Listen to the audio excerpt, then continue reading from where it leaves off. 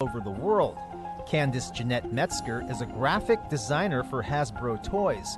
Both daughters never forgot their Northeast LA roots and teach classes at the center. We just want to help our community and bring arts to everybody. People who can afford it, people who cannot afford it. We really want everybody to have access. My mom really set an example early on about how important it is to participate, and I feel like it just makes the experiences better for everyone. The folks at Center for the Arts Eagle Rock say fundraisers like these are crucial in keeping some of its important programs going. They include free after-school programs, concerts, and exhibitions. We provide free arts programming to children in Title I schools, and so with the community being invested in our work, it gives us the opportunity to serve more children. And the next Linda Johnstone Allen, the next Miss Mindy, the next CJ Metzger. Drawing inspiration for the next generation of Northeast LA artists. For more info on Center for the Arts Eagle Rock, its programs and donations, log on to cfaer.org. Over in Hollywood, another kind of art took center stage. Felix LA is described as contemporary, experimental, and organic, and it was all on display in bungalows and private suites at the iconic Roosevelt Hotel.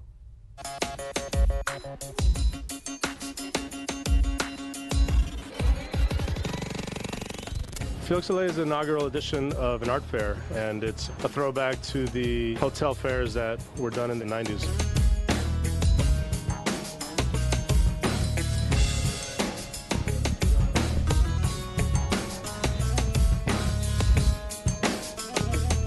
So we have 38 exhibitors, and we've taken over the Hollywood Roosevelt Hotel. The poolside cabanas are all exhibitor booths, and the 11th floor tower, which is filled with about 20 rooms of galleries presenting the artworks. We have a broad range of galleries that are here exhibiting during this LA Art Week that's happening at the moment. So today we open the show, and we're expecting a good crowd to come through.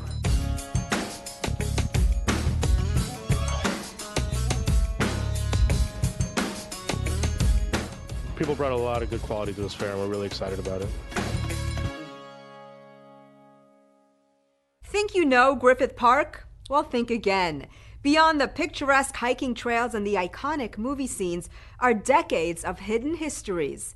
As Gil Reyes reports, the Autry Museum attempts to uncover them in a new exhibit. Now, even longtime visitors to Griffith Park who visited this urban oasis dozens of times will no doubt pick up a few new tidbits of information just by visiting this fascinating new exhibit, Investigating Griffith Park. But you know what? The exhibit is not quite finished yet. That's where you come in. We are embarking on a multi-year, multi-phase project in which we will create an exhibition with the help of our neighbors, the citizens of Los Angeles, tourists from around the world. The Autry Museum's Sarah Wilson wants to know, which Griffith Park histories and mysteries do you want uncovered? The museum is now accepting your written ideas for its new but unfinished exhibit, Investigating Griffith Park. Here are some early suggestions. There is a lot of fascination with the old zoo. A lot of people walk by it, they hike to it, but the story of the old zoo, who started it, why it closed, is a mystery to some people. Some people think it's haunted. You'll find suggestion stations with pencil and paper placed throughout the exhibit. Another popular recommendation, uncovering Griffith Park's ancient Tongva villages. The more you dig, the more you kind of excavate all these layers of a rich past. Curator Carolyn Brucken takes us on a tour of what the Griffith Park exhibit offers so far. Before the Autry Museum, most people don't realize what was on this site was a World War II veterans housing village. And so this is what we see, some of the pictures from the Roger Young Village that was built in 1947, housed over 6,000 people at one point as a response to the need for emergency housing for veterans returning from World War II. How long did this go on? Between about 1947 to about 1954. See, I would have never, I've been to Griffith Park hundreds of times, I've never would have known that. Because there's nothing left except for maybe one Quonset hut that we think is the one used by the Trails Cafe. And then before Roger Young Village, there was actually a National Guard airfield on this site. And there were hangars that were leased by people who were at the beginning of the aerospace industry in California. You're saying that planes took off from here? Uh-huh. Wow. And so there's like just this one spot, and then before that it was a Mexican rancho, and before that it had ancestral villages from Tongva people. And you thought Griffith Park was just hiking trails and the observatory. So many stories told and waiting to be told at the Autry Museum of the American West. That's at 4700 Western Heritage Way, across from the LA Zoo entrance in beautiful and mysterious Griffith Park. The Investigating Griffith Park exhibit is expected to be completed in 2021. Until then, the museum is inviting you to stop by, offer suggestions, and maybe learn a thing or two. Local leaders urge the city to preserve LA's trees. Need some free tax prep? A city program may be able to help. And ever thought about collecting and recycling rainwater? Well, it's easy, and the city can help. All this in City Beat. Need help with your taxes but can't really afford a professional? Mayor Eric Garcetti has launched the Free Tax Prep LA campaign aimed at helping low to moderate income households get the tax credits and refunds they are entitled to. For more, visit freetaxprepla.com. The impact of climate change is now being felt by the very trees lining our streets. Shockingly, up to 30% of LA's green canopy is in danger of being lost within the next decade if immediate action is not taken. LA Controller Ron Galperin and Councilman Bob Blumenfield stress the importance of getting ahead of the problem now. These trees are our lungs. They clean the air for us. They are the ultimate infrastructure when you think about it. Councilwoman Monica Rodriguez sponsored the annual Rain Collection Barrel Giveaway in Pacoima. Since the program's inception 5 years ago, over 1,500 barrels have been distributed, saving countless gallons of water that would otherwise be wasted. These days, bullying in school is a serious issue many kids and parents face. That's why the Harlem Globetrotters and the LAPD are using their hoop skills to encourage kids to stand up and speak out.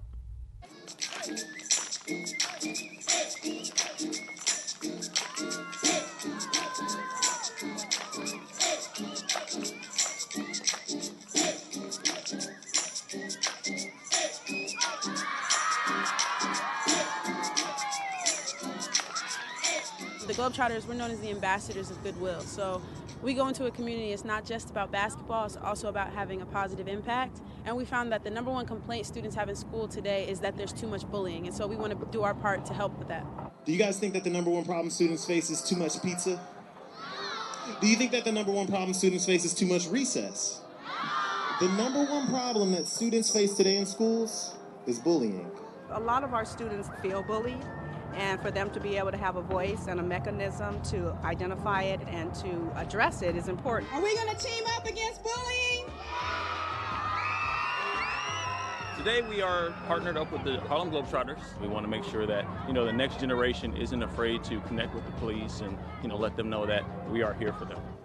You okay, man? No, somebody bully you? Yes. Why you bullying him? He a nice guy. Don't. I'm messing with you. Can I be your friend? Yes.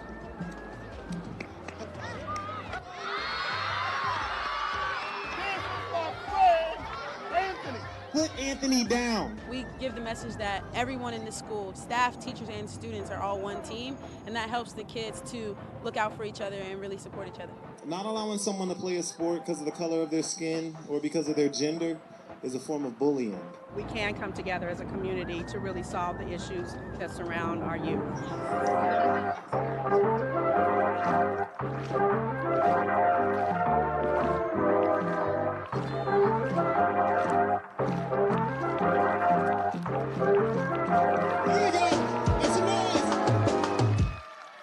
It's a platform where films by Asians and Pacific Islanders can be showcased and promoted at USC. It's also an opportunity to inspire other up-and-coming filmmakers. Check it out. I see now why they gave me ribbons of shame. Because I was beginning to think like American. Ha! Hey, don't flatter yourself, Ace. It's true. Everybody in this country thinks they are special? It's the second annual USC Asian Pacific Film Festival. We host here both a panel of industry professionals brought in by very famous Asian American representatives, as well as a screening of student and alumni films. A lot of the problem with student organizations and student filmmaking now is that there's no avenue to really screen them or any way to present them. So in order to have this film festival, it gives them a place to sort of elaborate on their art, demonstrate their work, as well as connect with industry networks. We have invited API actors and filmmakers from the film industry to come here and speak today on a panel, but they're also our jury members. Come on! No, we fight to death. This platform is super important to any, Asian American, Pacific Islander who just wants to get their stories told, who wants to showcase their talent. And more importantly, it's just giving legitimacy to these films. USC is a great community to have. And I would never have thought that a film that I shot in India, wrote in Singapore, would have been finished in America. So I think we're really living in a time where it's global, and I'm just excited to, make work with these talented people here. Electronic music artist Moby is honored. Check out some wacky art at a new exhibit and help clean up the environment during a beach day cleanup. All this and things to do. You're invited to the 2019 Adopt the Arts Sound and Vision Award Benefit Gala. This year, EDM artist Moby is recognized by the Los Angeles-based charity for his work as a musician, artist, and activist. Don't miss the party as Adopt the Arts honors Moby on Thursday, March 7th at 7 p.m. The gala will take place at the Wiltern Theater on 3790 Wilshire Boulevard. For more information, visit adoptthearts.org. La Luz de Jesus Gallery proudly presents the 33rd annual La Luzapalooza, showcasing established and undiscovered artists. The gigantic no-theme group art show features carefully handpicked works from thousands of submissions. Get a load of what's happening in the local art scene at La Luzapalooza, beginning March 1st at 4633 Hollywood Boulevard. For details, visit laluzdejesus.com. The first of the month means it's time for beach cleanup at Cabrillo Marine Aquarium. Join aquarium staff and volunteers in clearing the shore of marine debris. Help put the environment first at the Cabrillo Marine Aquarium Beach Cleanup, Saturday, March 2nd. The aquarium is located at 3720 Stephen M. White Drive. You can register to help by calling 310-548-7562. And that's a look at some things to do. Well, that's it for this edition. I'm Yana Kay. From all of us here at LA This Week, thanks for joining us. A reminder that you can catch us online at lacityview.org. We're also on Facebook, Twitter, and YouTube. See you next time for more of LA This Week.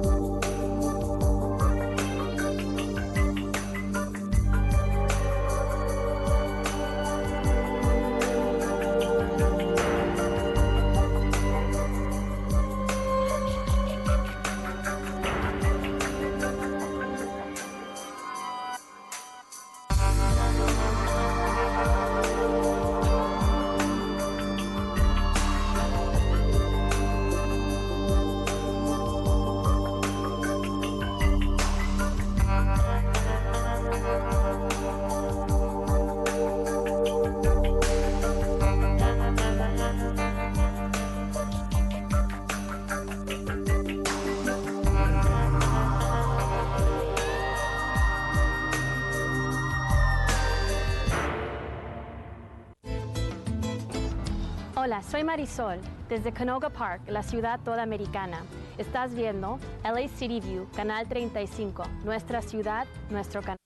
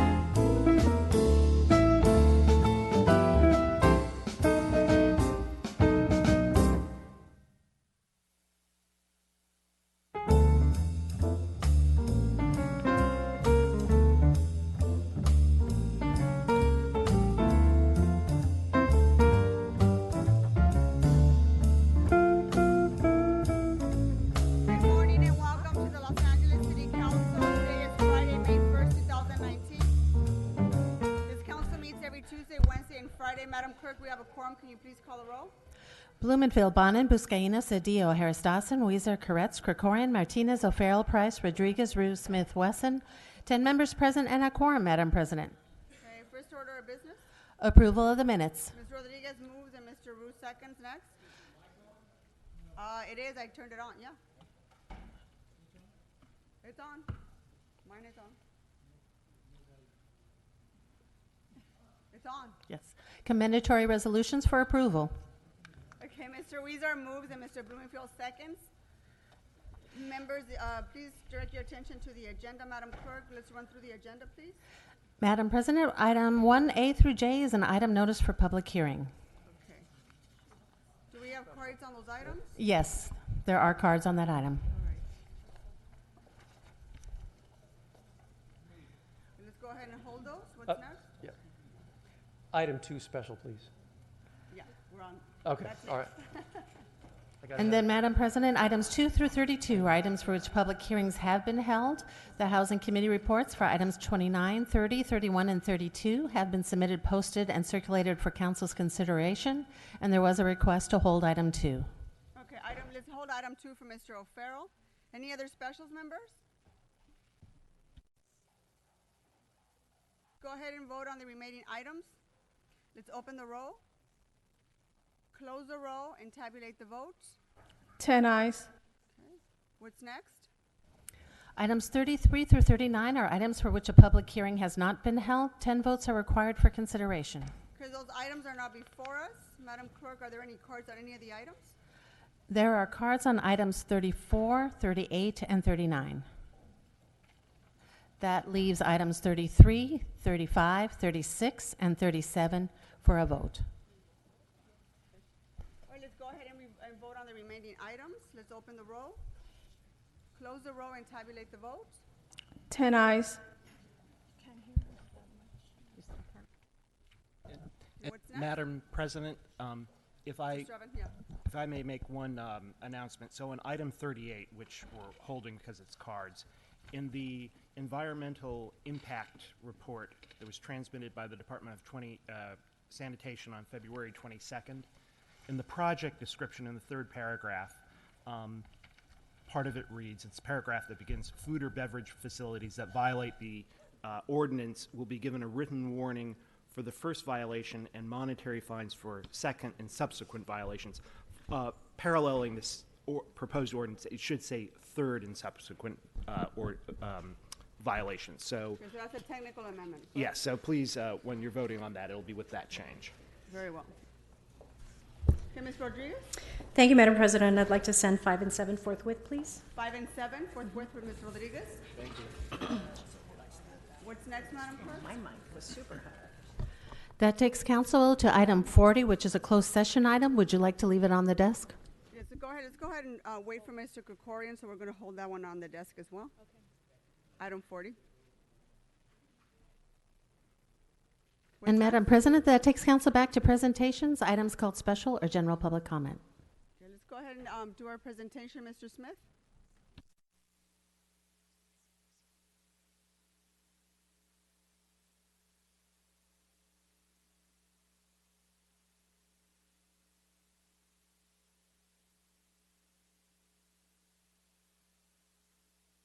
No, there's no volume. Hello, test, there it works. It was off.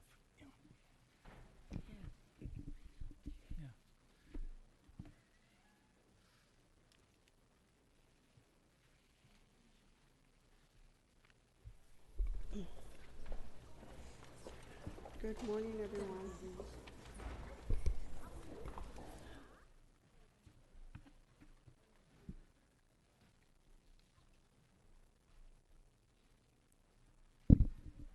Colleagues, congratulations very much to all the women that are here this morning.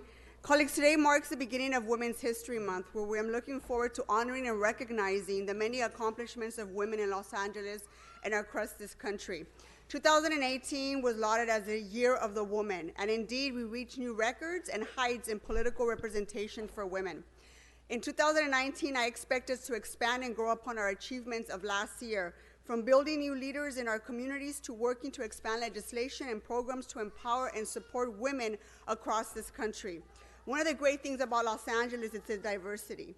And here in Council Chamber, we're sure to honor diversity every day. Week to week, we celebrate the different cultures and communities, and we celebrate holidays and history, and we also celebrate women.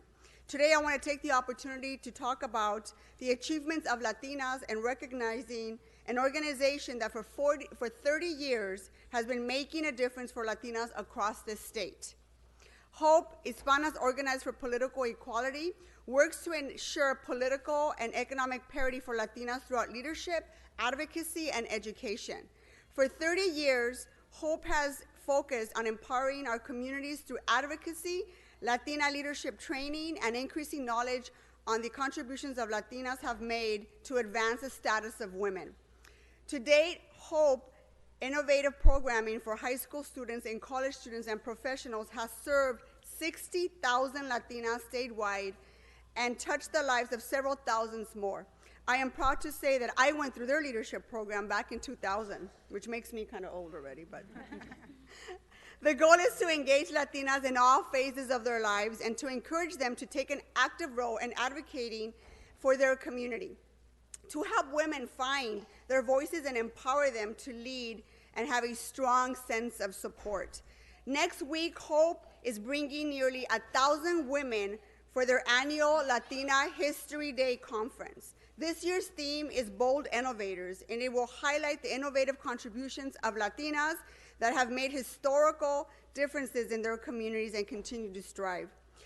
There's nothing more uplifting than seeing 1,000 Latinas celebrating one another and encouraging one another to be bold and innovative. Get us working together and watch out, anything is possible. You can expect us to adapt to any situation and be survivors. It's in our natural genes, correct, ladies? Yeah, put us anywhere and we'll figure it out. Just look at the Latinas in your lives and you'll be able to see that their stories are one of resilience and innovation, and they will tell you exactly how they got there and what they plan to do next. On behalf of the City of Los Angeles, I'd like to congratulate HOPE on your 30-year anniversary of serving women in our great city. I want to present you with a resolution. Thank you, my beautiful staff. I was going to say model, but no. Congratulations on 30 years of your organization's success to Latinas and women across our city. So I present it to you.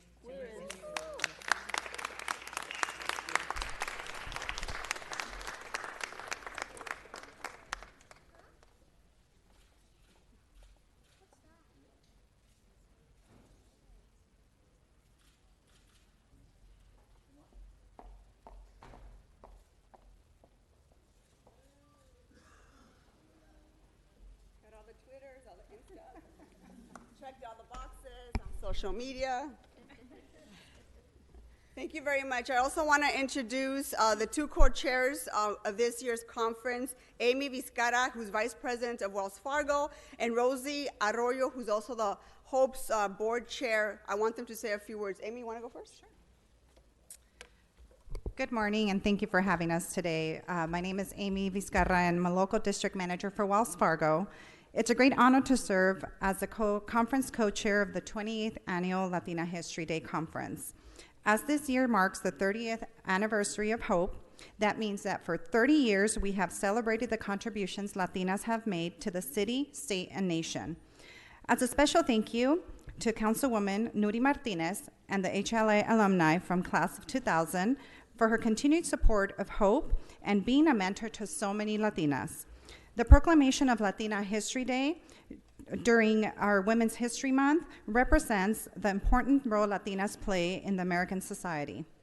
Latinas History Day celebrates contemporary Latinas who are building the foundation for future generations. This year's keynote speakers include ESPN reporter Marley Rivera, renowned digital influencer Daisy Perkins, and entrepreneurial powerhouse Nelly Galan.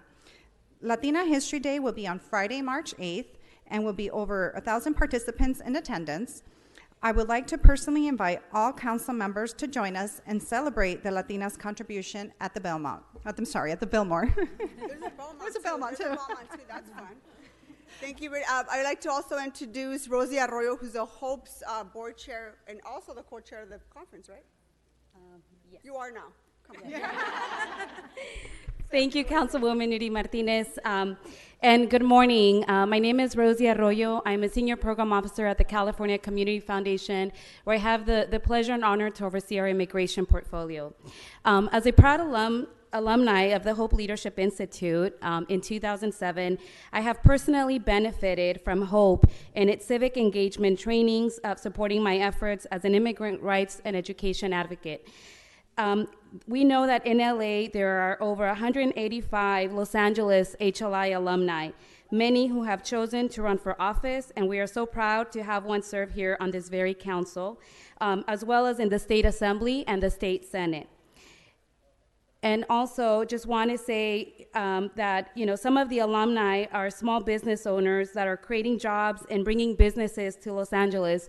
We know based on our research that Latina entrepreneurs are the economic engine to our region and our state.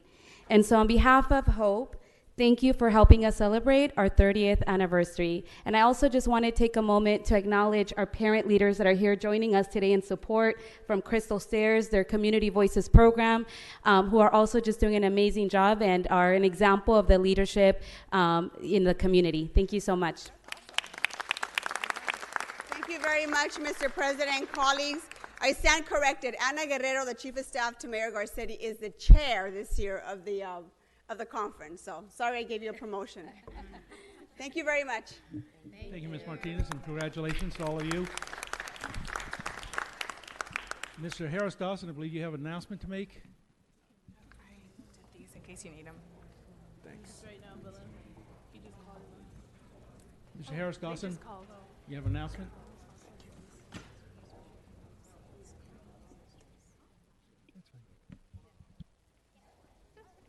Got to get in the shot.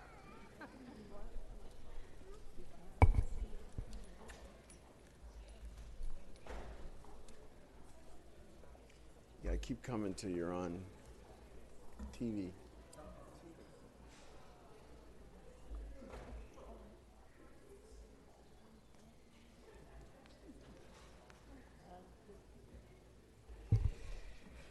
All right, thank you so much, Mr. Chair. Colleagues, today we have a very special visit from members of Crystal Stairs and Community Voices. They are standing with me here today. Let's give them a big round of applause. Crystal Stairs is one of the largest nonprofit child care and child development corporations in the state of California. It is a legacy organization, an institution founded by two African American women committed to high levels of excellence as service providers and employers. It was incorporated in 1980 to provide service, research, and advocacy in the fields of child care, child development, and family well-being. They serve South Los Angeles, Compton, Inglewood, Hawthorne, Gardena, Lawndale, Long Beach, and the surrounding areas. Crystal Stairs created the Community Voices Initiative and partnered with Pathways LA to provide opportunities for parents and providers to develop leadership skills and serve as citizen lobbyists advocating for the community's children. Oftentimes in policy fights, and those of you who've been in Sacramento know that you'll be having a policy debate and the most important character in the struggle doesn't have a representative. Oftentimes that is the case with children, with parents, with child care providers, and so Crystal Stairs, through Community Voices, set out to address that. So they visit on a regular basis their local and state legislators and their federal legislator. They happen to have as their former executive director our own state senator Holly Mitchell, so they can get a pass when they go to Sacramento, and they can get a good reception. And they're visiting us here in Los Angeles City Hall. And so we want to welcome them and thank them for their work. And I believe you all have a speaker. Come on up. To represent the work. Let's give them a big round of applause. Thank you, Councilman Harris Dawson. The Community Voices program is founded on three core principles: to educate, to empower, and to advocate. Really, we're here today to do all three. We educate our members on the process of government, how to engage with their elected officials. We empower them through showing them how to, seek opportunities to better their communities. And we advocate, like we are going to do later this afternoon, letting our city council members know some of the challenges we face in our communities and how we think they may be able to support the children of Los Angeles. So we're extremely appreciative of Councilman Harris Dawson for hosting us today.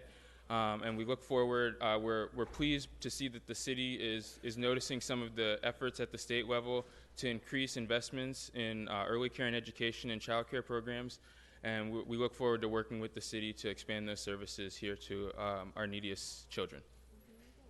Excellent. Thank you so much. Thank you, Mr. Harris Dawson. We have one speaker on the queue, Ms. Rodriguez.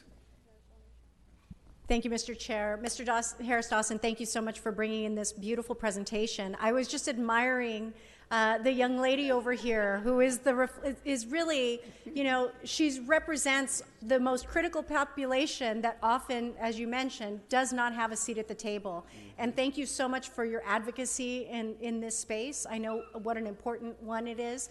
I was introduced to Crystal Stairs, gosh, I think about 15 or so years ago, and was just really inspired by the work and the legacy. And of course, Holly was such an outstanding leader in that conversation. But thank you so much, because the diversity in this conversation is an important one. So many communities of color don't have the access to childcare that we desperately need to make sure that our kids have a strong start. So just appreciate having you all here today. And again, I was just like, she looks like she's just the leader in training right here, and it's great. And I'm so glad that she's here in Chambers with us today. Thank you. Excellent. So thank much. you so much, and thank you, members. One more time for Crystal Stairs and Community Voices. She's so cute. Look at her. She was so cute.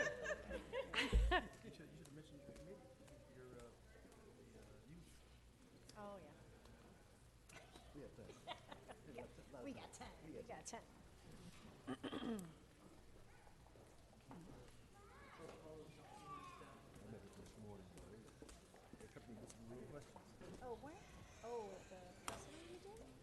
Okay, members, let's go ahead and vote on reconsideration on the ordinance, items 33, 35, and 36. Let's go ahead and open the roll. Close the roll and tabulate the votes. 13 ayes. Those items are now before us. Let's go ahead and open the roll. Close the roll and tabulate the votes. 13 ayes.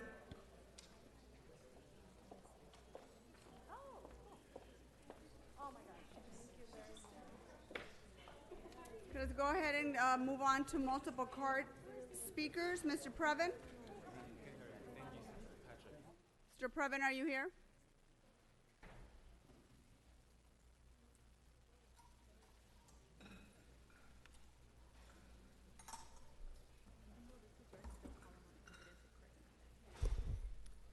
Mr. Previn, you're going to speak on items 2, 34, 38, 39, and items 40. Go ahead. Thank you. It's Eric Previn, also number 1, as you know. The public hearings are back on for lien items, and D and H, there are people who signed up. They were a little confused. I tried to help them. It was interesting because there were some paper agendas. It was helpful. I'd like to move forward with a note from the city clerk or the city attorney saying that they'll be here at every meeting, not just when I come in. Thank you. Now, the HHH outline looks terrific. I didn't see in this particular documentation the mayor's plan to skim off $120 million for a pilot program, Project Red.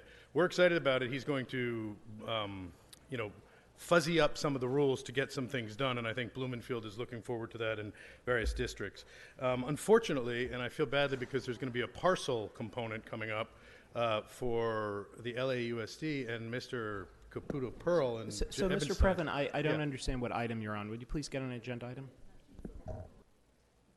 Yeah, you're disrupting me a little bit, sir. But the permit, is the permit for mobile grooming, where Caress is going to get people who are doing, independent work as groomers, going to be on the agenda today, or has it been pulled? No, no, Mr. Previn, just get on the items you signed up on. It's very hard. There are a number of. There's one item that's very specifically in my district, not in my district, actually it's in David Rue's section of town, where Riverside and Coldwater are going to be experiencing a lighting district. And so I asked the folks of that area to look at that's on the agenda, sir, I signed up for it. Yeah, Riverside and Coldwater, have a quick look. And please stop interrupting me, it's very frustrating. I mean, I cannot participate when you do that. I get rattled, as you know, okay?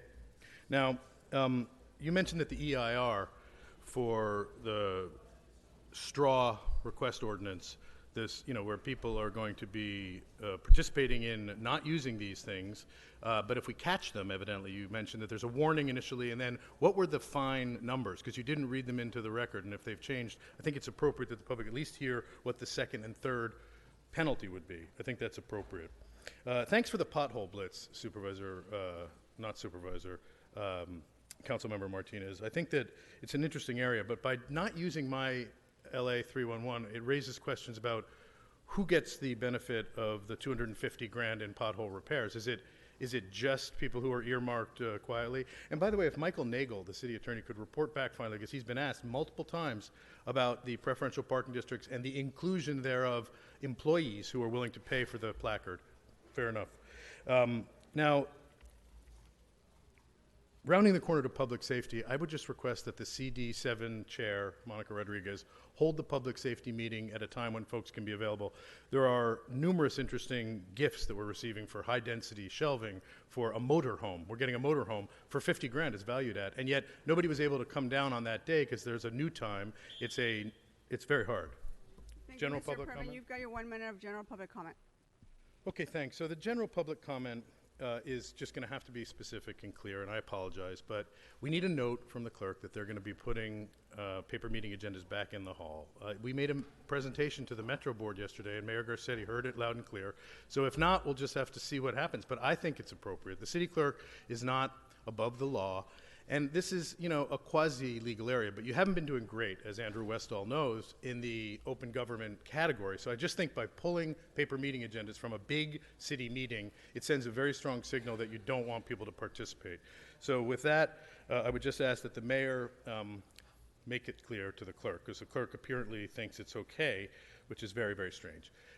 Finally, we are voting in the Studio City Neighborhood Council coming up. And it's in May, but we're going to have our candidates sign up in the last few days. And we reached out quite specifically to get help to make it cleaner and opener and more accessible. And it was not granted, but we still want people to participate, and it's very frustrating. Thank you, Mr. Previn. Ryan Farsi, are you here? You've got, let me just remind you the items you signed up to speak on. Items 1B, 1C, 1D, 1E, 1F through J, items number 33, 34, 35, 36 through 39. Go ahead. Thank you, honorable council members, for letting me speak this morning. I'm speaking on items 1, 2, 34, 38, 39, and 40. Item number 1 is about the liens again. Let's go over those liens together. I'm in the process of trying to get liened by my community, even though I'm the only one that actually follows the guidelines of the CCNR. So let's go over these liens.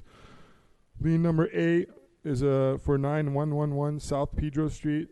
B is 20301 West Belthar Street. This continues. These are minimal amounts. About all of them are just under $6,000. Again, the city is obligated to place these liens on us to collect money for the debts that they're also issuing on our backs. They're all kind of related. Number 2 is about energy and climate change. So you guys are adding a regulation to add disposable straws. Disposable plastic straws. Plastic, as you know, is not supposed to be used to go in the ocean. It's a contaminant. And so you guys are presenting this ordinance, and you have no financial whereabouts as to what it means for the businesses or the consumer. What about society? The fact that you're actually enabling disposable plastic, so it's going to actually make it more difficult when they go out into the ocean. So let's go to number 34 now. It's in the back.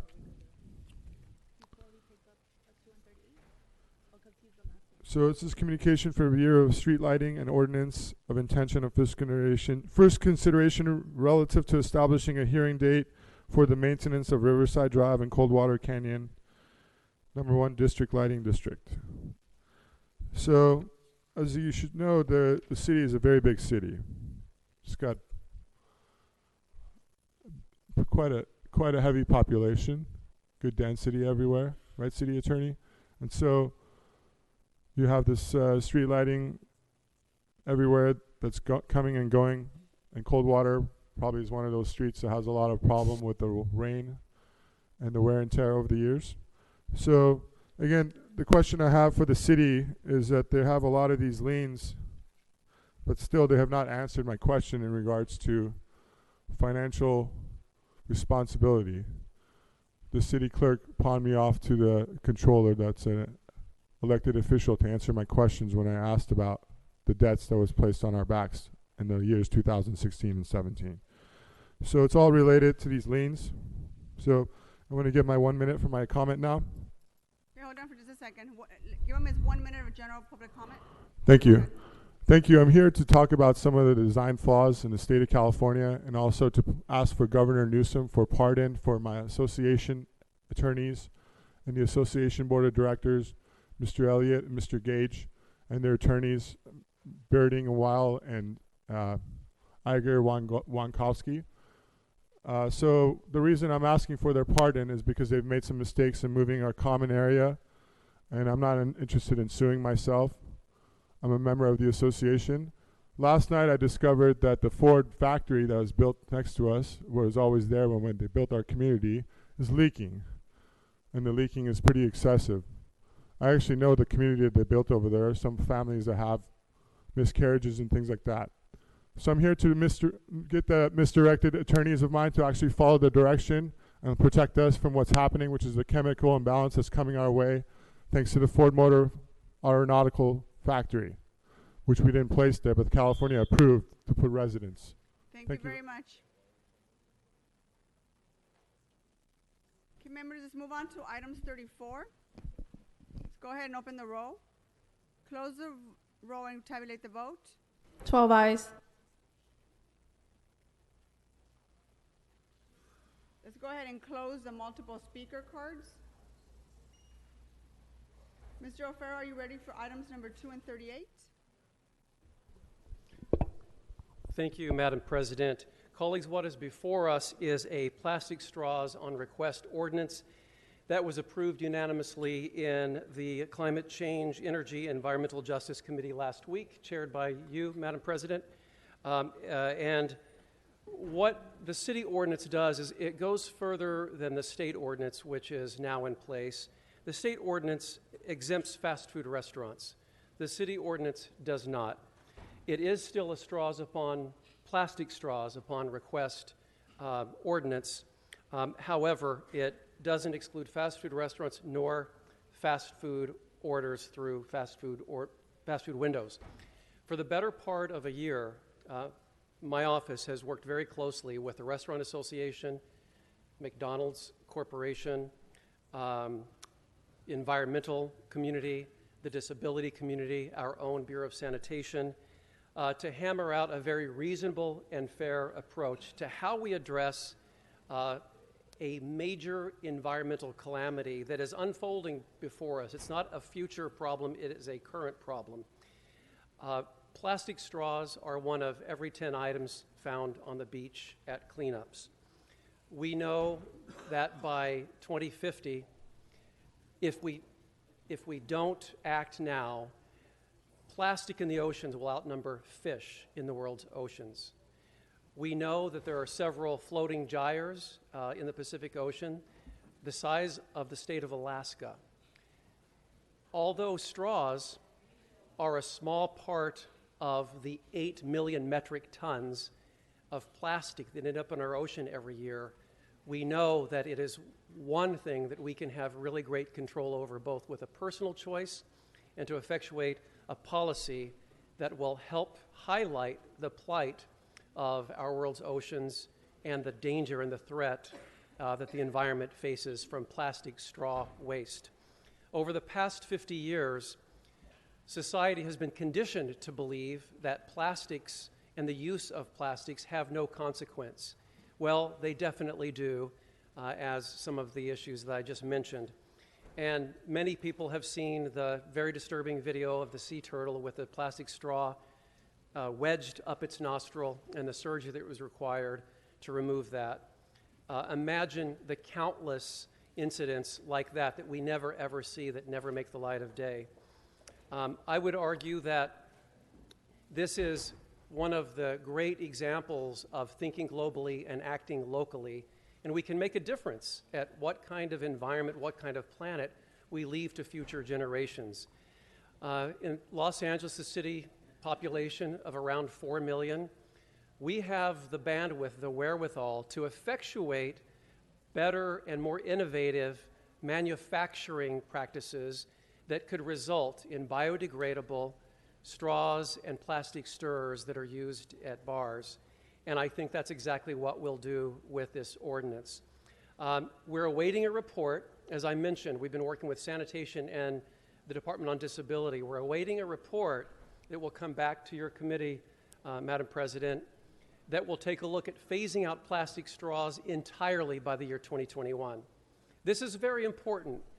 It's reasonable because within a couple of years, any restaurant or food service place will have plenty of time to exhaust any sort of inventory of plastic straws they currently have. It'll put everyone in the business of helping to restore the environment. And a lot of institutions, a lot of restaurants and places of business have already gone to biodegradable or paper straws, which is all that we ever had when I was a very young child. As I mentioned, it's been about the last 50 years that plastic has been so indelible in all of our lives, and we see the environmental degradation that has brought. I really want to thank Shelley Luce of Hilda Bay, the CEO of Hilda Bay, Surfrider LA, Maria Gasca of Five Gyres, and many, many others who have been part of this conversation. And colleagues, as a coastal city to the Pacific Ocean, I feel that it will be very important to phase out plastic straws entirely, and we can do that within a couple of years. And let this be something that brings larger attention to the issue in terms of the plastics that end up in the oceans. But again, we can all act locally. We can take some personal responsibility with minimal disruption or inconvenience. So colleagues, I ask for an aye vote, and I look for that report from sanitation where we'll explore phasing out plastic straws entirely by the year 2021. Thank you. Thank you, Mr. O'Farrell. Let's go ahead and vote on items 2 and 38. Let's open the roll, close the roll, and tabulate the vote. 12 ayes. Congratulations, Mr. O'Farrell. Those items pass.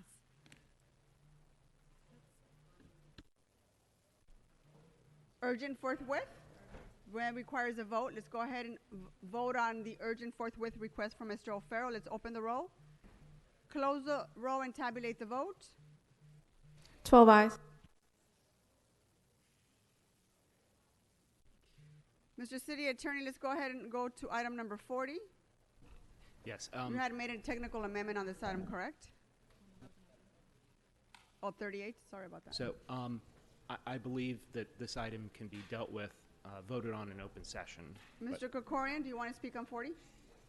President, item 40 was considered by Budget and Finance, which recommends approval of the City Attorney's recommendations.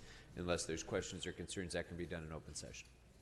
Thank you. Let's go ahead and that item is now before us. Item number 40. Let's open the roll. Hang on, let me make the announcement. So do you want to make the announcement? Go ahead. The motion, recommended motion, is to reject the plaintiff's offer of settlement.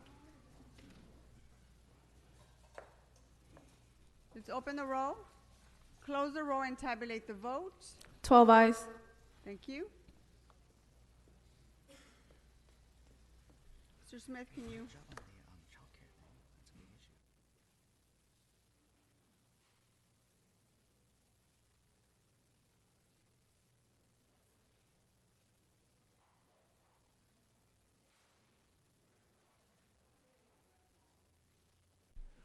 Madam Clerk, we're on item 39.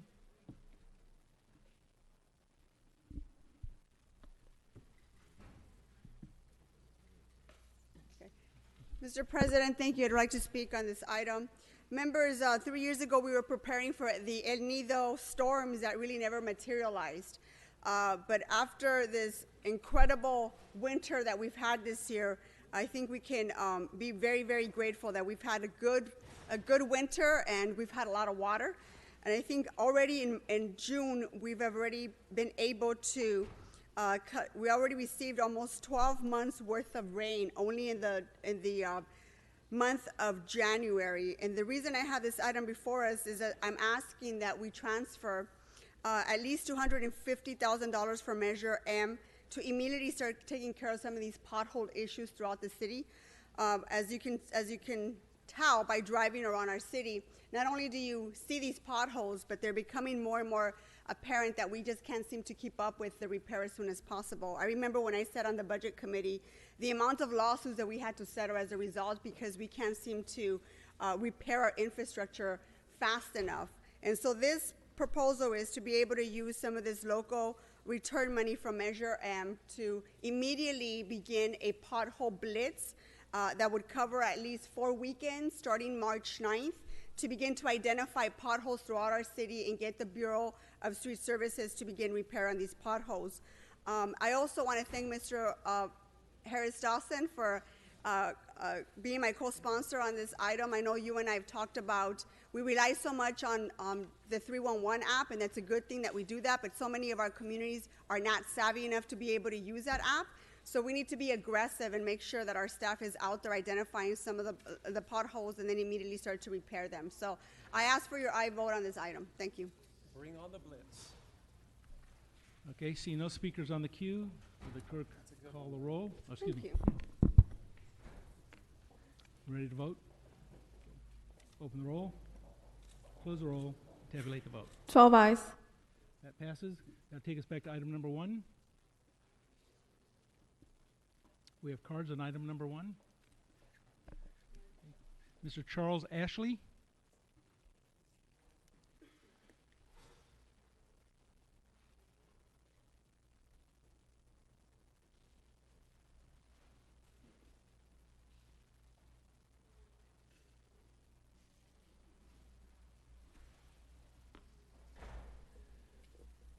When you're ready, Mr. Ashley.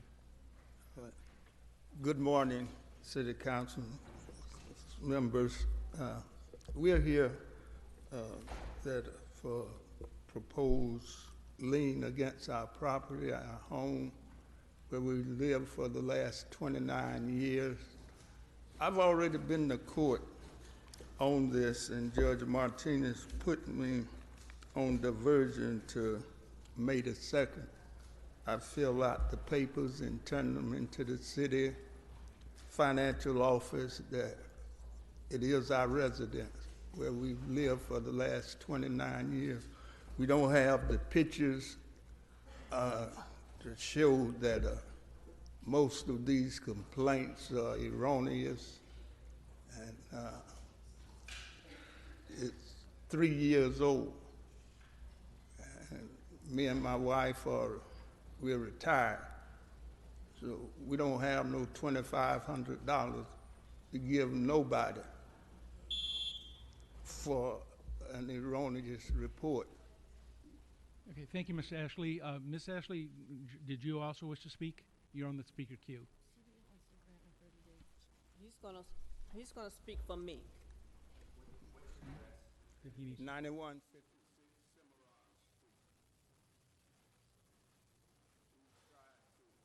with building and safety ever since 2016. Yeah. I've met with my If you folks city. would be so kind to speak to Mr. Harris Dawson's staff, he will assist you on this.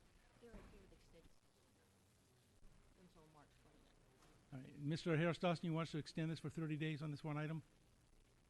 If there's no objection, that'd be the order.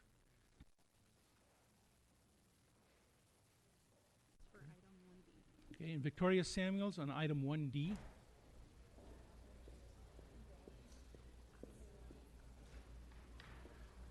Good morning. I'm here for the interested party, the Bank of America. Can you let me know if anyone else is here? Is the homeowner here? There's no other speakers but you. Okay. Well, I just asked for an extension to get the matter cleared up.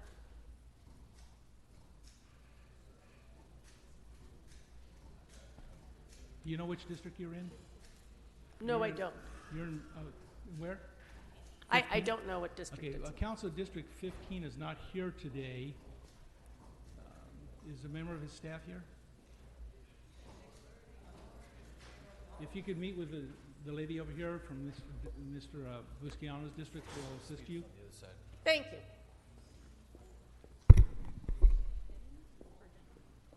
And for general public comment, Eden Enamorado.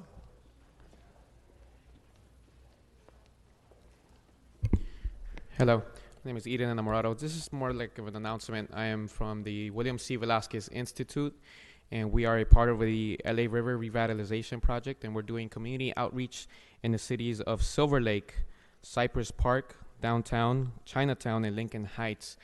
Anybody who has questions about this project, feel free to contact me after the meeting. And also, we also have an event on March 20th at the LA Zoo from 6 to 8 p.m. It's family friendly, and everyone is welcome. And that's about it. Thank you.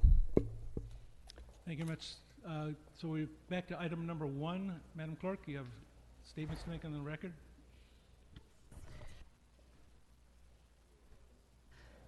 And for the record, Mr. President, on item 1, the Department of Building and Safety recommends that items 1B, D, and J be received and filed as the liens have been paid in full.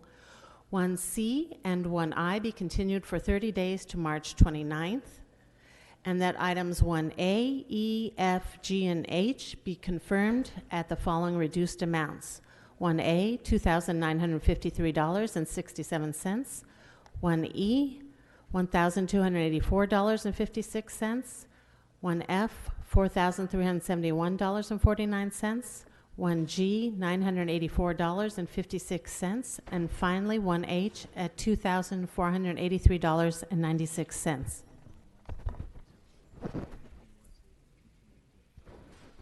And excuse me, Mr. President, 1D is actually been changed from received and filed to continue for 30 days to March 29th. Okay, that being the orders, we can open the roll,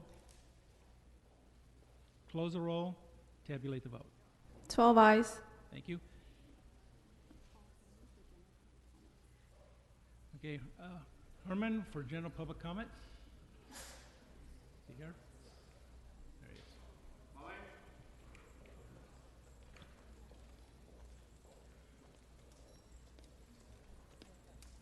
Hey, Mr. Herman, this is on general public comment. Writ Mandamus. Who are you to say to me or anyone in the public? So actually, Mr. Herman, no, Mr. Herman, you're now disrupting the meeting. Please. Go. So, Mr. President, I suggest we ask Mr. Herman to leave this meeting. He's disrupting it. He's refusing to go sit back down.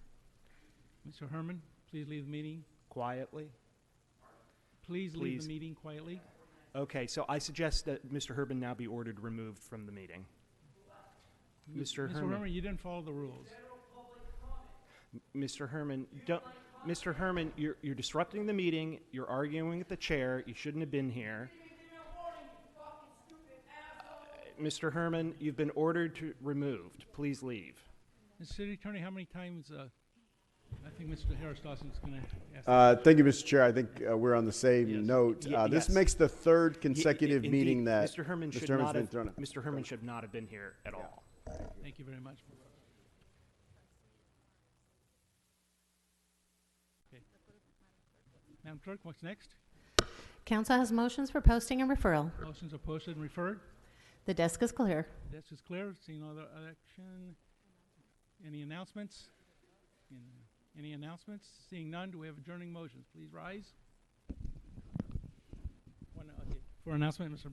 Blumenthal. This afternoon, we are doing a celebration of life for Lynn Shaw, my former district director at the West Valley Municipal Building. All are welcome to come. Thank you very much. Any adjourning motions? On the left side, any adjourning motions? Seeing none on the right, any adjourning motions? Seeing none, the meeting is adjourned till next Tuesday morning. Thank you.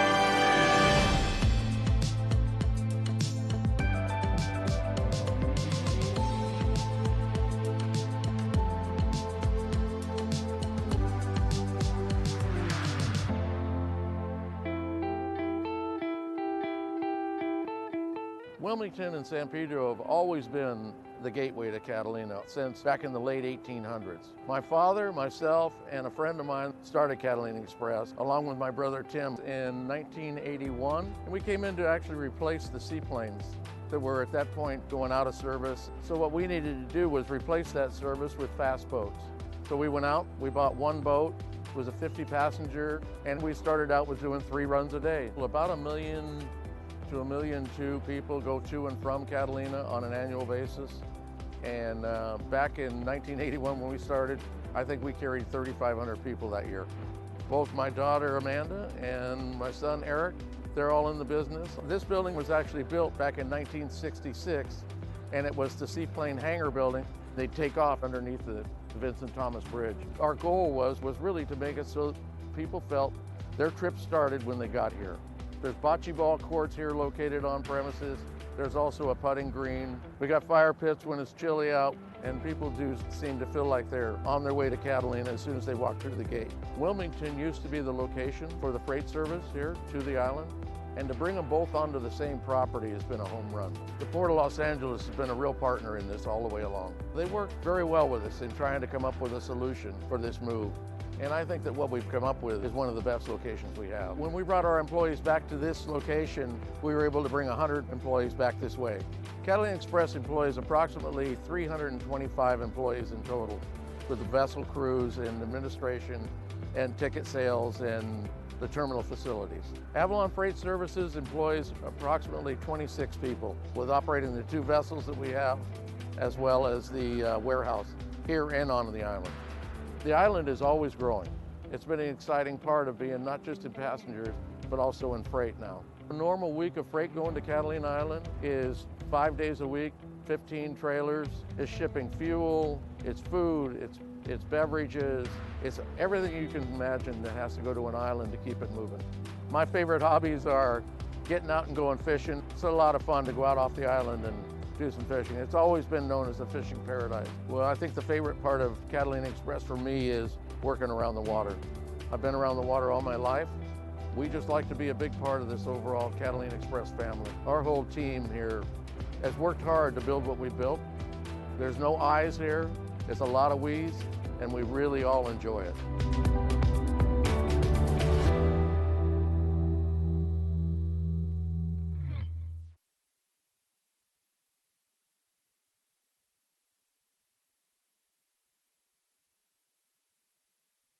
Of the Department of Food and Agriculture for the state of California.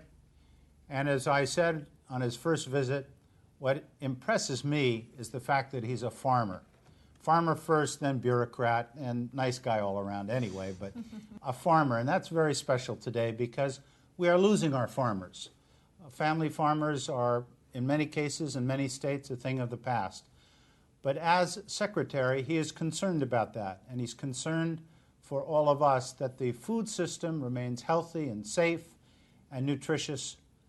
AG, welcome back. Thank you, Peter. It's good to be here. Nice to have you here. We had to cut you off in midstream last time because we ran out of time. So much to talk about.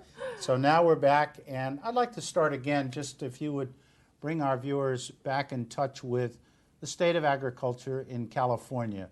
What do we grow? How much do we grow? Just from your perspective, what do you think is important? California has 400 different commodities it grows. It has an enormous amount of diversity in its climate and the kinds of farms that we have. We have big farms, little farms, backyard farms. We're mostly a state of family farmers, and we were asking that question, what about this big corporate image of what goes on with agriculture? California, maybe less than 2% of the farmers would be found on a New York Stock Exchange. The rest of it is our family businesses, family corporations. Now, they might be big, they might be very big, but the farming families are fully engaged in their operations, in their ranches, in their day-to-day management. And they've grown from roadside stands into big companies. And so it's always a struggle for me to ask when is big too big and when is small wonderful. Those questions we ask, I know, about this food supply. But ultimately, whether you're big or small, you got to hope that the production is successful and everybody has a chance to eat. If the production, since California is sort of the breadbasket of the world. We feed a lot of people outside of California. But how has our environment been impacted by this pressure to produce so much food? I think when you look at the last 30 years especially, last 20 years, this state more than others, and I would just focus on the knowledge of what happens when you do make mistakes in the chemical industry, in your farming practices, in erosion and runoff. We learned some of these lessons over the last 10,000 years of salination, where you just have too much salt and you can't grow something anymore, where you have erosion and all your